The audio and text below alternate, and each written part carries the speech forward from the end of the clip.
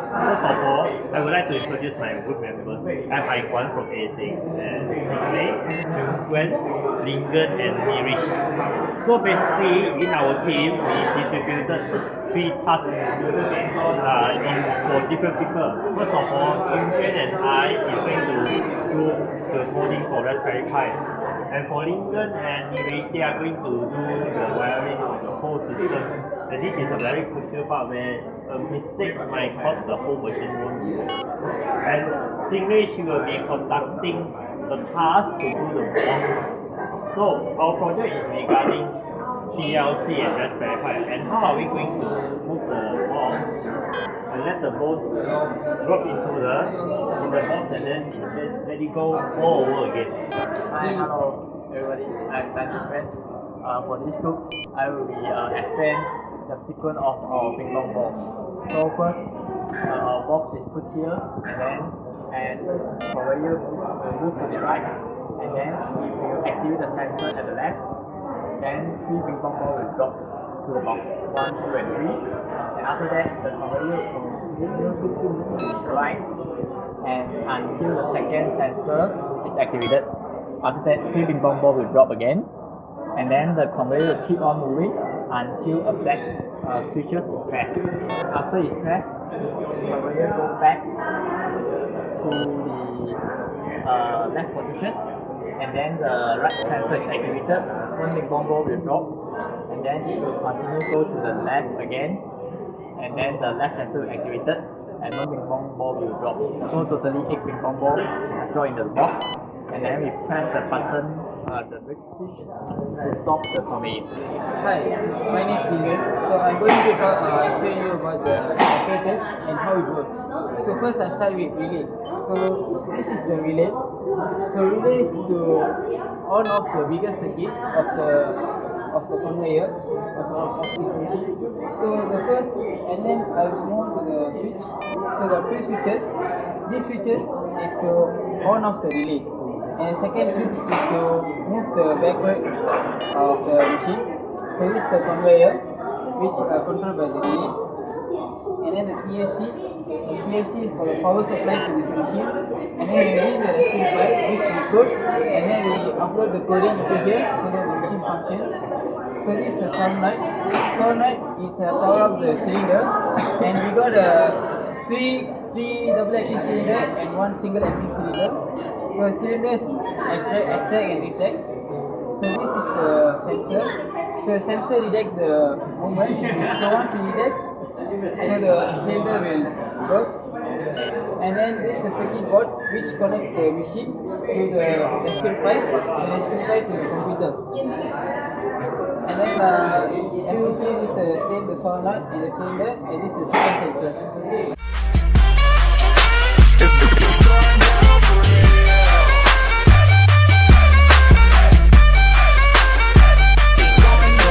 Power supply is connected to the PLC.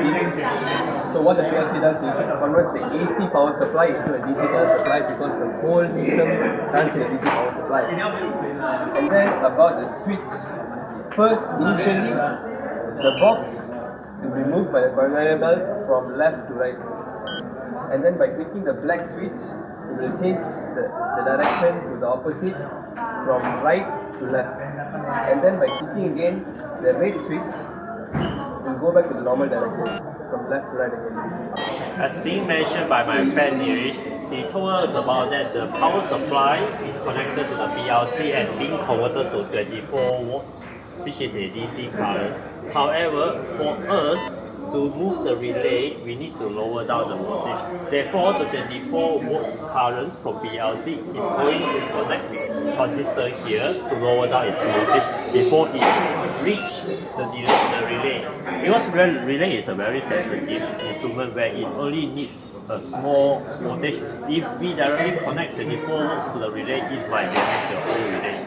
Next, we are going to talk about the connection of Raspberry Pi. So, here we said it. We have 4 input and 6 output. 4 inputs are from the switches and the sensors, and the 6 outputs are from 4 cylinders, the single axis cylinders and 2 relays. And it might seem to become very complicated, and yes, it is. So, since we have a lot of unused ports, we are going to use the extra port here as our connecting wires. And it makes the whole thing messy, but finally it works. And what we really need to focus about is which direction are we going to use. Since we are going to connect with Raspberry Pi with Python 3, so we need to import Raspberry Pi functions, which is RPI GPIO, and GPIO stands for General Purpose Input and Output. So we need to have this one in order for us to use the GPIO functions in the Raspberry Pi. And of course, since Python 3 it don't have any time functions, we also need to import the time from others as well.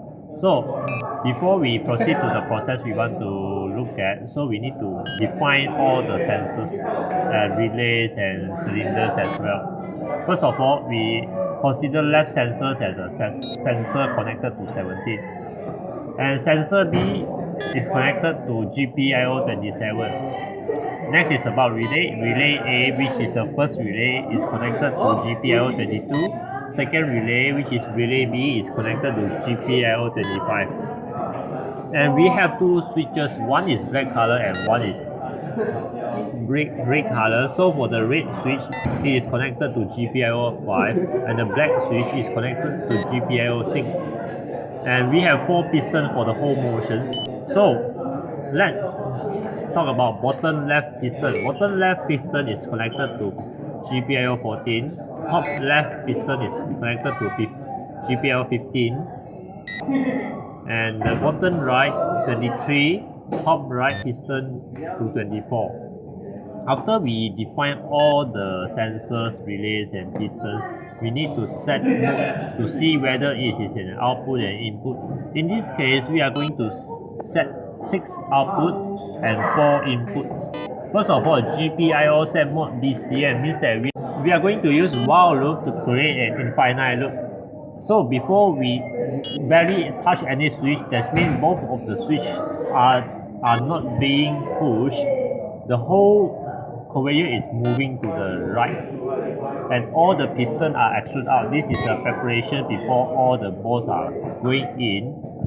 So when the first sensor, which is a sensor A, it detected a false signal, which is when the button is being pushed, the top left piston retracted, and the top left piston, another piston, extruded, bottom left piston retract, and bottom left piston extrude. And these motions, it let the balls go down and block again, goes down and block again. And these motions are being repeated for 3 times, for 3 times just for the 3 balls to drop into the box. And after that, all 3 balls are dropped into the box. The conveyor will continue to move to the right again. And when sensor B, which is the black sensor, is being pushed, we mentioned the box moves from left to the right and it reaches the second sensor, which is the sensor B. Immediately, it will send a signal to the relay and it stops the whole conveyor belt. And now the piston will release the balls as being mentioned in the first step. It will retract 2 times and extrude 2 times just to let all the balls drop into a box.